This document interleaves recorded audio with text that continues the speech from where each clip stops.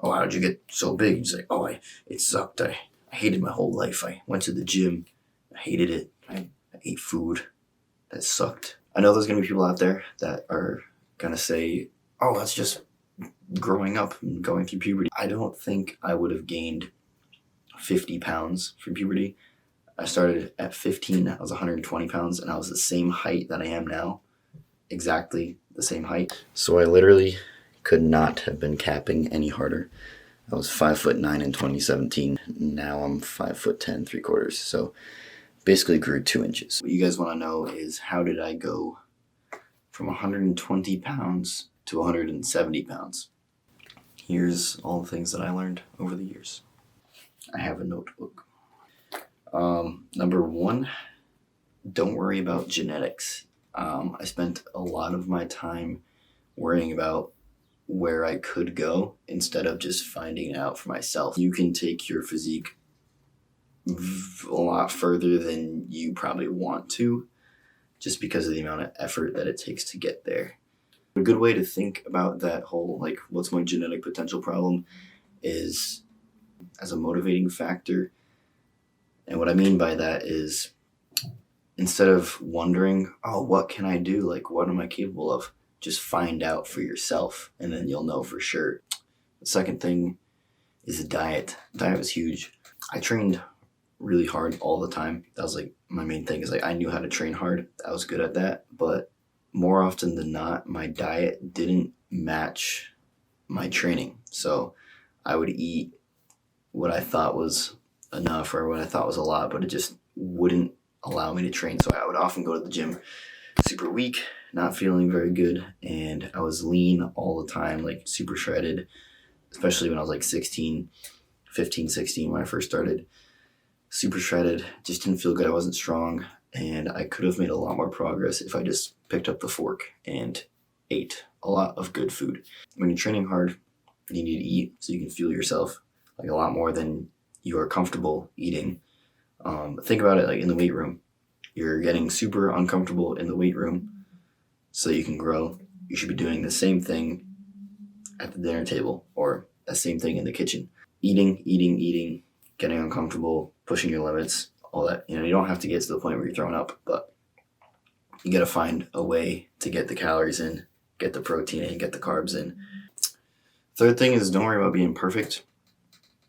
I was not perfect the whole time. You know, I had major ups and downs. I had times where I started at 120 pounds, and I think like my first month of training, I shot up to 130, a lot of water, a lot of new muscle tissue, newbie gains, and a little bit of extra fat. And then I leaned out, but went up to 140, and I was like super shredded, but small and weak, and wasn't eating enough to keep up with my muscle gain.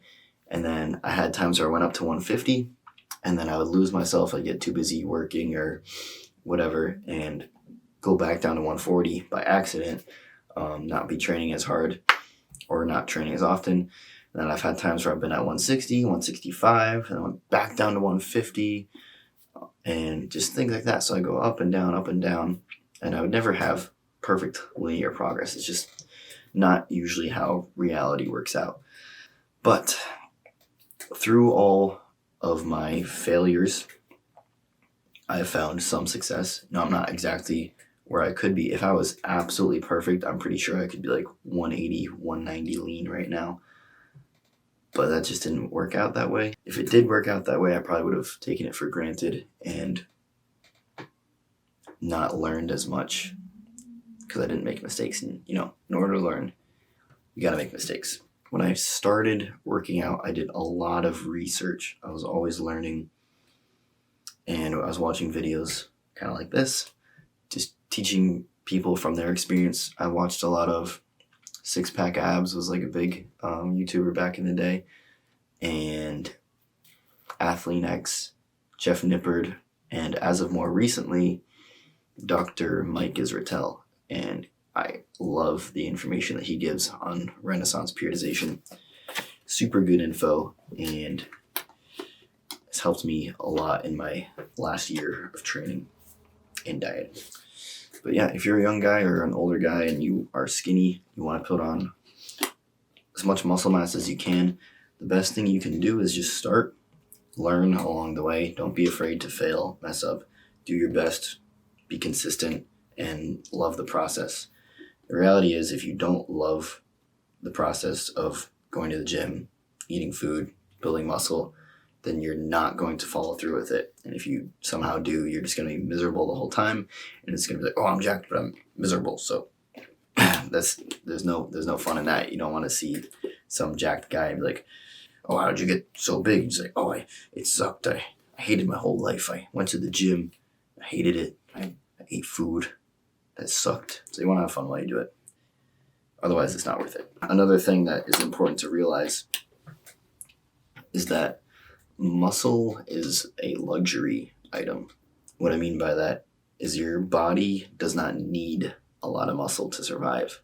So it's not going to send all of the nutrients that it has to building muscle when it has to keep you alive, has to regulate your temperature. That being said, if the conditions aren't perfect for muscle growth, they're not going to happen.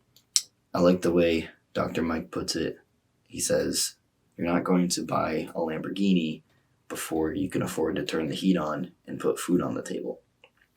Only once you can do all those basic things, and then you get a bunch more protein, a bunch more carbs, excess calories, materials just laying around, then your body says, hey, take this and put it to use building some muscle, because there's some muscle damage here. We can repair it and make it bigger and stronger for next time. You really don't need to take supplements, but I would highly recommend you take creatine.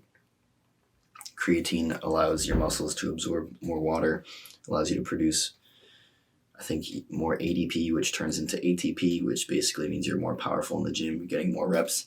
And I believe it reduces myostatin as well.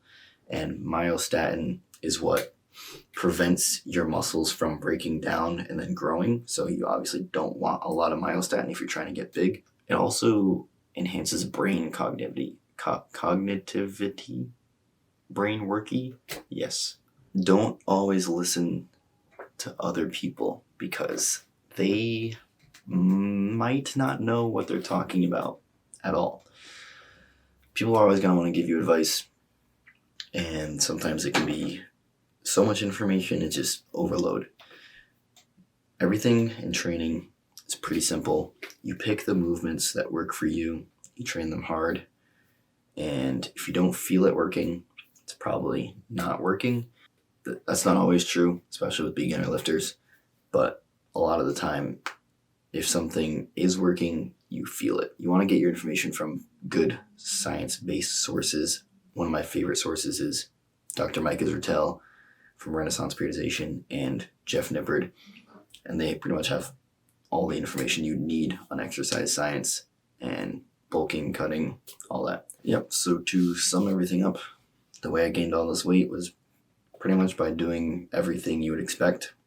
Training smart and hard, eating well. When I did eat well, I grew, resting and recovering. If you want to get the most optimal results, you have to do all of those things optimally. And you can slack a little bit in one of those areas and get okay results. But if you want the best results, you have to do your best in all those areas.